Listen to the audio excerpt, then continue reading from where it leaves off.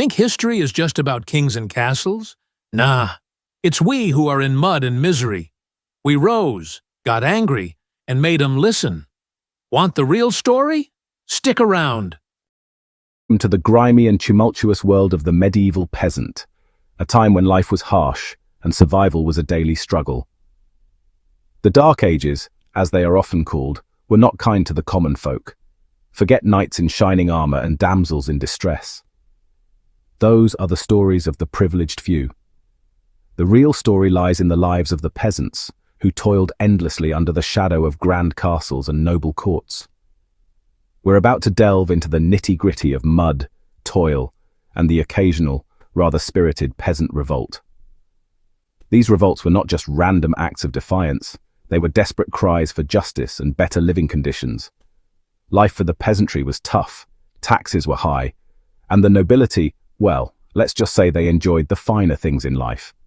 While the lords and ladies feasted in their grand halls, the peasants scraped by with whatever they could grow or gather. But every now and then, the downtrodden masses said enough is enough, and things got a bit interesting. These uprisings were often brutally suppressed, but they left a mark on history, showing the resilience and courage of the common people. Imagine a world with no internet, no pizza delivery, and where your next meal depended on your ability to coax a meager harvest from the stubborn earth. The peasants' lives revolved around the seasons, and a bad harvest could mean starvation. That's the reality we're diving into. A world where community and cooperation were essential for survival. The peasants worked together, shared their resources, and supported each other through the toughest of times. So buckle up, grab your pitchforks, figuratively of course, and let's explore the world of medieval peasant revolts. We'll uncover the stories of bravery, hardship, and the unyielding spirit of those who dared to challenge the status quo. Join us as we journey back in time to understand the lives of the unsung heroes of the Dark Ages. Now imagine working from dawn till dusk, your back aching, your hands calloused, your reward, a paltry portion of grain and a leaky roof over your head. That was the daily grind for the medieval peasant. They toiled tirelessly, paying exorbitant taxes to their lords and the church. These taxes, often paid in grain or livestock, were the lifeblood of the nobility, funding their lavish lifestyles and endless wars. Meanwhile, the peasants subsisted on bread, porridge, and the occasional scrawny chicken, dreaming of a world where they weren't treated like walking wallets. This stark contrast between the haves and the have-nots fueled a simmering resentment that would, on occasion, boil over into outright rebellion. France, 1358. A land of rolling hills and quaint villages, but also a land torn apart by conflict. The 100 Years' War was ravaging the countryside, leaving a trail of destruction and despair in its wake. Fields lay fallow, villages were burned, and the once thriving land was now a war-torn landscape. The French nobility, more concerned with their own power struggles and the pursuit of wealth, had left the peasantry vulnerable to English raids and extortionate taxes. The common folk, already burdened by the harsh realities of medieval life, found themselves caught in the crossfire of a war they had no stake in. Enter the jacquerie. Like a cornered animal, the French peasantry, armed with whatever crude weapons they could find, pitchforks, scythes, and clubs, rose up against their oppressors. They were driven by desperation and a burning desire for justice. The name jacquerie itself is telling. It was a derogatory term used by the nobles to refer to a peasant, a jacques.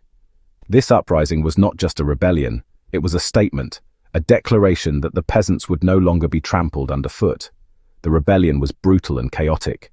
The peasants, untrained and ill-equipped, fought with a ferocity born of years of suffering. They attacked manor houses, looted and burned, leaving a trail of destruction in their wake. Manor houses were ransacked, nobles were slaughtered, and for a brief, glorious moment, the peasants tasted vengeance. They celebrated their victories, however small, with a fervor that spoke of their long-suppressed rage.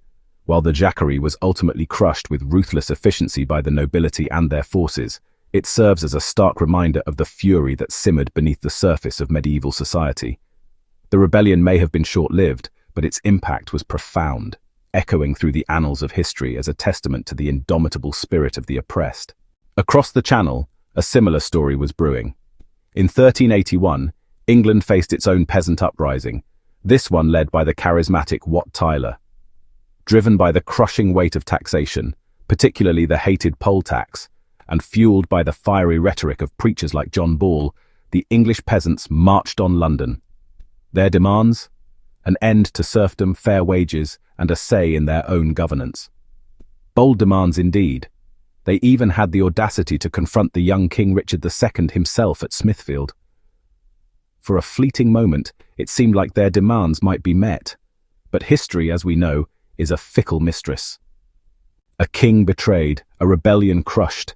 The meeting at Smithfield is the stuff of legend. Picture this, the young King Richard, just 14 years old, face to face with the determined Wat Tyler. Tensions were high, negotiations were tense, and then tragedy struck. During a scuffle, Wat Tyler was killed. Whether it was a deliberate act or a misunderstanding is still debated by historians. Regardless, Tyler's death was a death blow to the rebellion.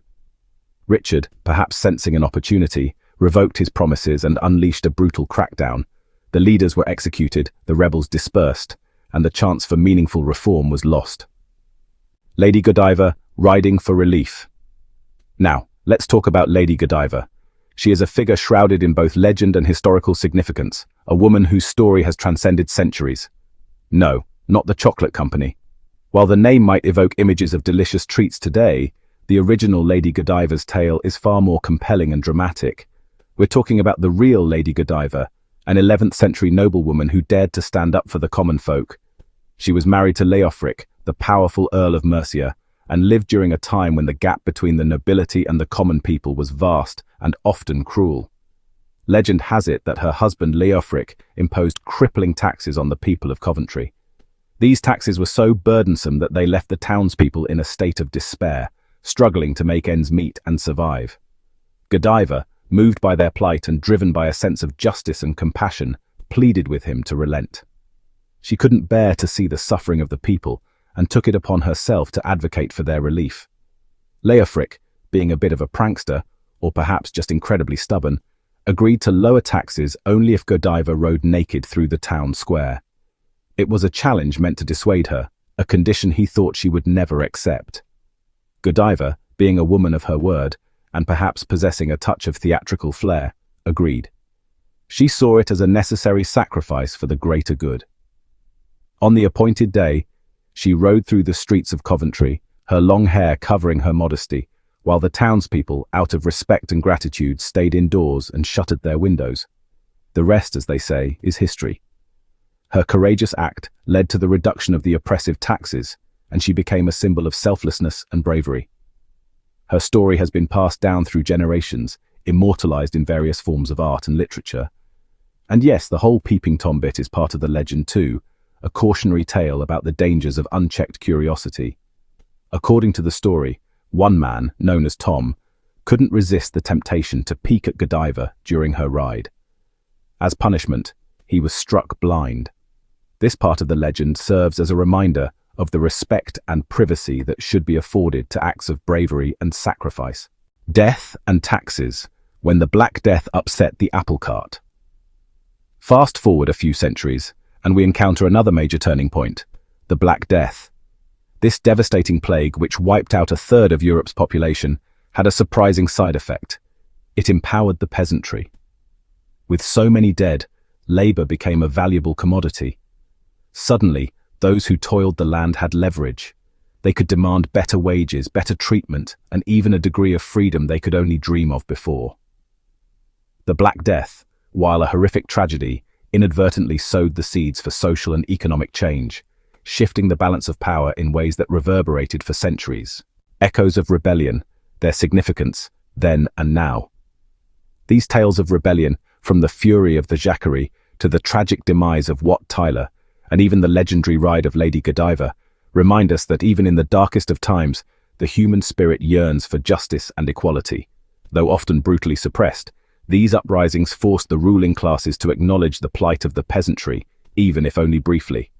The echoes of their struggles can still be felt today, a testament to the enduring power of the human spirit to rise against injustice. So the next time you enjoy a day off, remember the sacrifices of those who came before.